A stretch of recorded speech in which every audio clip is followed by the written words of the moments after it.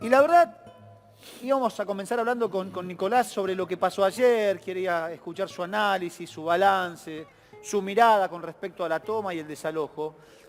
Nicolás, gracias por venir. ¿Qué tal? Pero primero Buen te día. quiero preguntar por esta historia de vida. Ayer en la discusión con Cristian Castillo, muchos apuntaban esto de que los que ocupan son todos delincuentes. Y Cristian me decía, no, no es así, Dani. No, hay muchos que apuntan con el dedo y dicen, los que ocupan son todos chorros, son todos delincuentes. Y esta historia de Mauro es testigo fiel de que la historia es, como lo contaba Cristian, no todos son malas personas. ¿Escuchaste la historia de este hombre, de este gaucho? Que ha sido golpeado por la vida desde muy chiquito y que se vio obligado a ocupar un terreno ante la necesidad. Te quiero escuchar, dale. Mirá, no pude escuchar lo que él recién comentaba.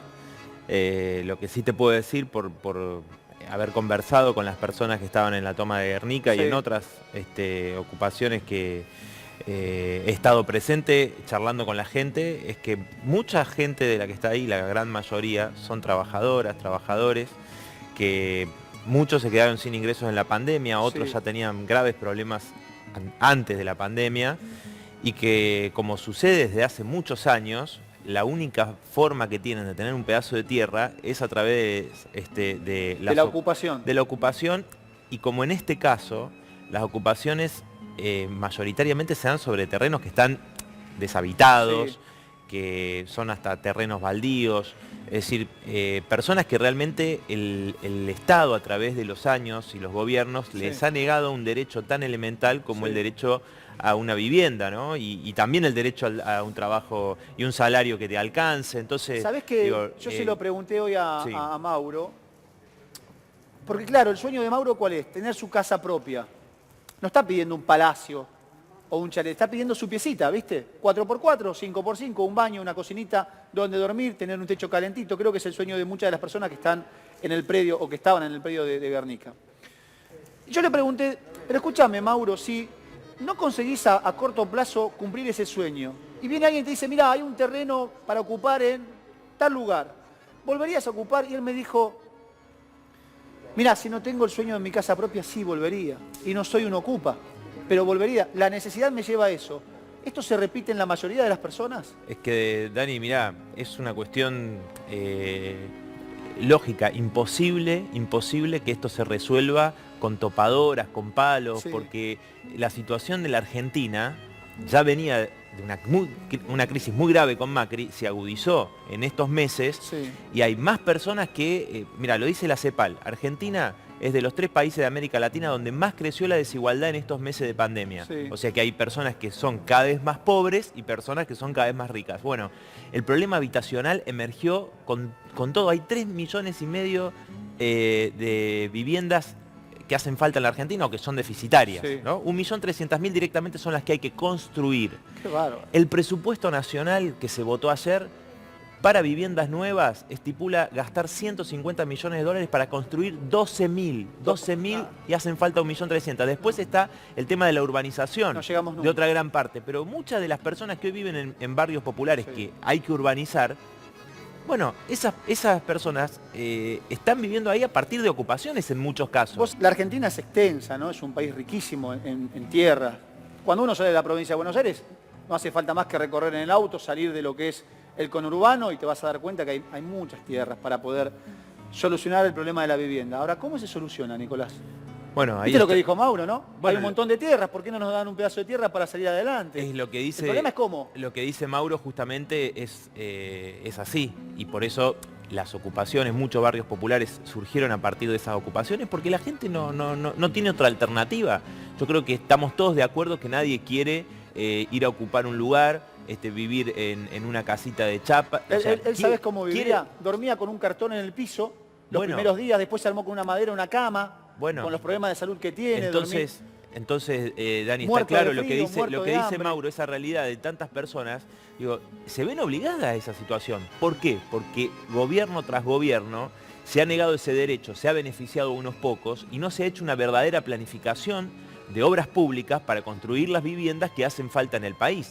Porque es irracional, completamente irracional, que se construyan permanentemente barrios privados countries, campos de golf como los que quieren hacer en Guernica, donde estaban esas familias, 40 años que no lo ocupaban nadie esos terrenos y ahora de repente aparece gente que no tiene, inclusive tan flojo de papeles a decir que esas tierras son de ellos y para esos negocios que la intendenta está involucrada, para esos negocios es que mandaron 4.000 policías de desalojar a esa familia y pasarle la topadora. Entonces, Dani... En este lugar ahora va a haber una cancha de golf y un barrio privado. Pero es lo que sucede. En donde había gente lo con dijo necesidad. pero lo dijo el gobernador Axel Kicillof, dijo, los barrios privados, muchos de esos barrios privados, se hicieron sin habilitaciones legales. ¿Y cuántos desalojos vimos? ¿Cuántas policías le mandaron? Los barrios privados no. Cero. ¿Por qué? Porque está todo basado en ese negociado, porque es irracional que se construya en función de la ganancia de esas grandes corredoras inmobiliarias, de esos grandes grupos económicos que hacen negocios, que hacer una planificación en función de las necesidades de la mayoría. Dani, decime sinceramente, ¿vos creés que no hay recursos en la Argentina para hacer eso? Sí, creo que hay. Bueno, lo que pasa es que... El tema es que no se utilizan de la manera correcta. Lo que pasa es que se hace todo en función de la lógica de la ganancia de unos pocos y no de la necesidad de la mayoría como Mauro. Entonces, si pensamos eso, decís, bueno, mira, yo te decía recién el presupuesto, 150 millones de dólares para viviendas nuevas, 6.000 millones para pagar deuda a especuladores que vos, decime si Mauro o cualquier persona, vos, cualquiera de tus colegas acá, recibió algún centavo de la plata que le dieron a la Argentina esos especuladores que ahora hay que pagarla. No, y nosotros no vemos nunca una moneda de ese tipo. Entonces todos los gobiernos justifican, no tenemos recursos porque el gobierno anterior nos dejó esto, nos dejó lo otro, etcétera. Entonces, siempre hay que beneficiar a los grandes grupos económicos. Entonces, me parece que el problema pasa por ahí. Y esa planificación, decime si no tenemos capacidad en profesionales, en ingenieros, en arquitectos, en nuestros trabajadores y trabajadoras, que son los que construyen, Nicolás, Dani, los que construyen todo. Mirá si no podemos hacer un plan gestionado, ¿sabés qué pasa? Y te digo, gestionado y controlado por esos trabajadores, por esos profesionales, un plan racional. Decir, bueno, vamos a construir en estos terrenos, estas viviendas dignas, por supuesto. No, lógico, no las chozas y que veíamos reactivar la economía, la construcción, pero hacerlo de manera... Déjame que le pregunte eso es lo que no respondió nunca el gobierno, eso es lo que nunca respondió el gobierno a la familia de Guernica. Déjame porque me interesa lo que dijiste que no quieren recién. subsidios, no quieren subsidios, por eso no aceptaron. ¿Sabés qué me dijo Mauro? No, te digo esto, ¿sabes por qué, Dani? Porque muchos medios de comunicación y mucha gente cree eso. Cree, mira, esta gente, por eso es muy importante el testimonio de Mauro.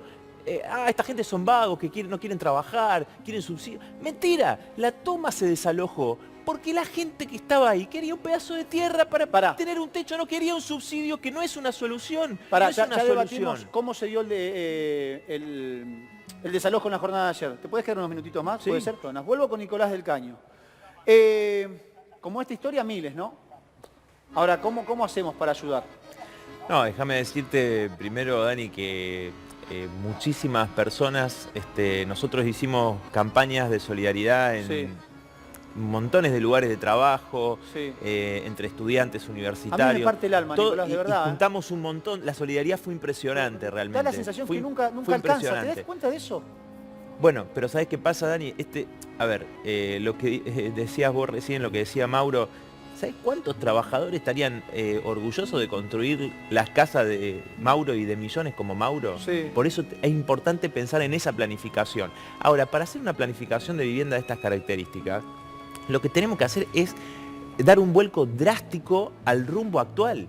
La orientación social tiene que cambiar 100% de lo que hace este gobierno. Por ejemplo, se van a destinar, por supuesto, 29.000 millones de pesos a resarcir a las petroleras por las pérdidas que tuvieron con la devaluación del 2018-2019. ¿Y quién va a resarcir a Mauro por todo lo que ha perdido producto de que el Estado le ha negado sus derechos durante todo este tiempo? ¿Quién va a resarcir a las jubiladas y a los jubilados que perdieron con la devaluación del 2018-2019, ahora con la quita de la movilidad jubilatoria anterior, que por primera vez iba a ser un poquito mayor que la inflación? ¿Quién va a resarcir? Entonces, si no modificamos eso, es muy difícil. La solidaridad es enorme y es fundamental, pero eso tiene que estar muy, muy vinculado a una organización y a una pelea de los sectores trabajadores, trabajadoras, de los sectores populares, de la juventud, para dar vuelta a esta situación. No podemos seguir con esta situación donde se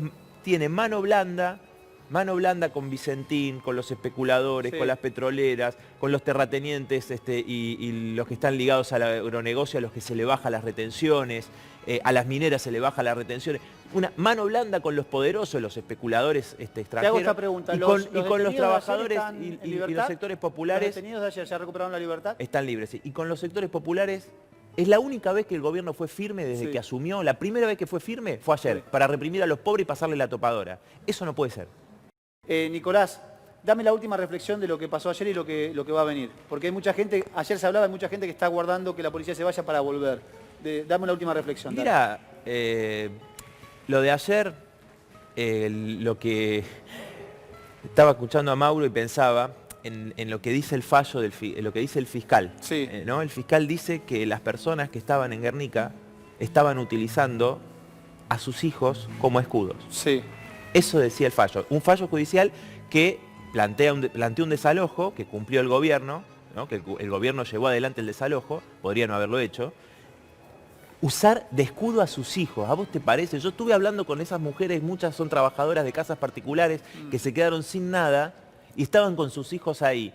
¿Vos te parece? Eso decía un fiscal que de ultraderecha, eso decía el fallo. ¿A vos te parece? Entonces, lo que pasó ayer es una muestra clara, como te decía antes, que acá hay que cambiar totalmente el rumbo. Y para eso hay que organizar, como hicieron estas familias que resistieron durante 3 meses, hay que organizarse junto a los trabajadores y trabajadoras que tienen, que quizás hoy tengan empleo, junto con los que perdieron su trabajo, con los que tienen necesidad de vivienda, para revertir esta situación y poner demandas y medidas completamente distintas a las que se están tomando hoy, porque si no, la crisis la vamos a volver a pagar los sectores populares. 11:20 en la República Argentina. Nicolás, un placer siempre tenerte acá en Crónica HD. Gracias por venir. No, por favor, gracias a ustedes.